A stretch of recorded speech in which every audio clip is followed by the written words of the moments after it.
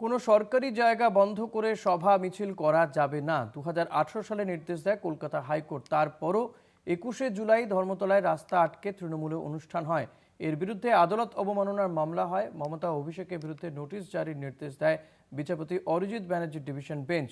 নির্দেশ দেয় 3রা জুলাই মামলার শুনানি। 21শে জুলাই ধর্মতলায় কি তৃণমূলের সভা হবে, এই নিয়ে কিন্তু প্রশ্ন উঠছে।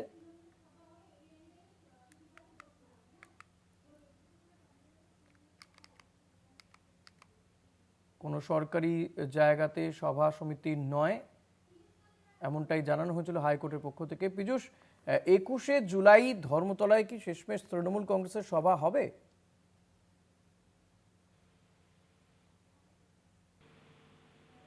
পীযূষ, শোনা যাচ্ছে আমার হ্যালো। কথা? হ্যাঁ, আরেকবার প্রশ্নটা কর। পীযূষ, 21শে জুলাই ধর্মতলায় কি তৃণমূলের সভা হবে? দেখো, ধর্মতলায় তৃণমূলের সভা হবে কিনা এ বিষয়ে এক্ষুনি নিশ্চিত নয়। সেটি সম্পূর্ণভাবে নির্ভর করছে প্রশাসনের অনুমতির উপরে। তবে তৃণমূলের যে সভাকে চ্যালেঞ্জ জানিয়ে কলকাতা হাইকোর্টে একটি আদালত অবমাননার মামলা দায়ের করেছেন অক্ষয় কুমার সারেঙ্গী। তার মামলার দাবি হচ্ছে 2015 সালে কলকাতা হাইকোর্টে প্রথম একটি মামলা হয়। তৎকালীন প্রধান বিচারপতি ছিলেন বিচারপতি জ্যোতির্ময় ভট্টাচার্য।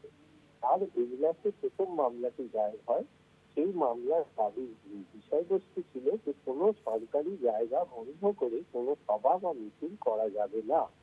2018 সালে আদালত সেই নির্দেশিকা জারি করে।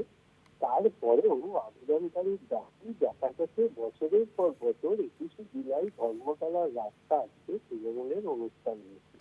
এর বিরুদ্ধেই সেই 2018 সালের আদালতের নির্দেশকে অবমাননা করা হয়েছে, এমনটাই অভিযোগ নিয়ে কলকাতা হাইকোর্টে মামলা দায়ের করেন অক্ষয় কুমার সারেঙ্গী। বিচারপতি অরিজিৎ বন্দ্যোপাধ্যায় এবং বিচারপতি অপূর্ব সিনহা রায়ের ডিভিশন বেঞ্চে এই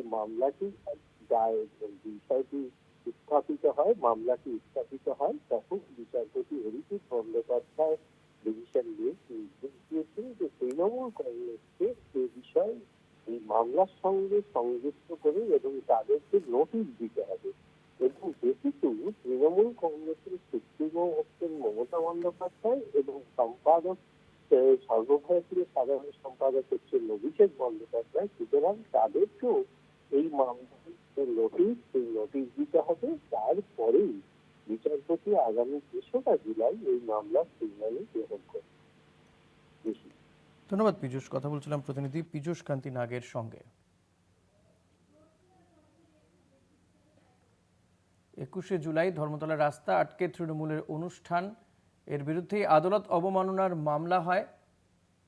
2018 সালে এ ব্যাপারে নির্দেশও দেয় আদালত। সরকারি জায়গা বন্ধ করে সভা মিছিল করা যাবে না।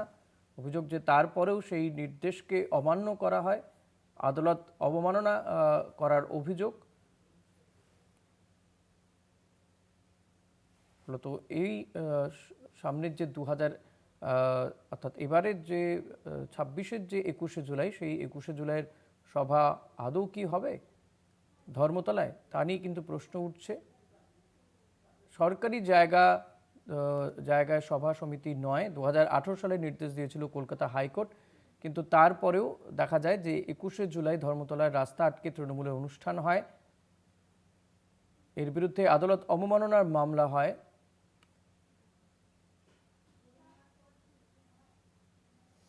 কোনো সরকারি জায়গা বন্ধ করে সভা মিছিল করা যাবে না, এমনই নির্দেশ দেওয়া হয়েছিল হাইকোর্টের পক্ষ থেকে। 2018 সালে এই নির্দেশ দেওয়া হয়েছিল, কিন্তু তারপরেও সভা হয়, একের পর এক সভা হতে দেখা গিয়েছে।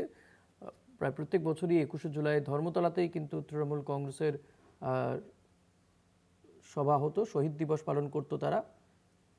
এ নিয়ে কিন্তু আদালত অবমাননার মামলা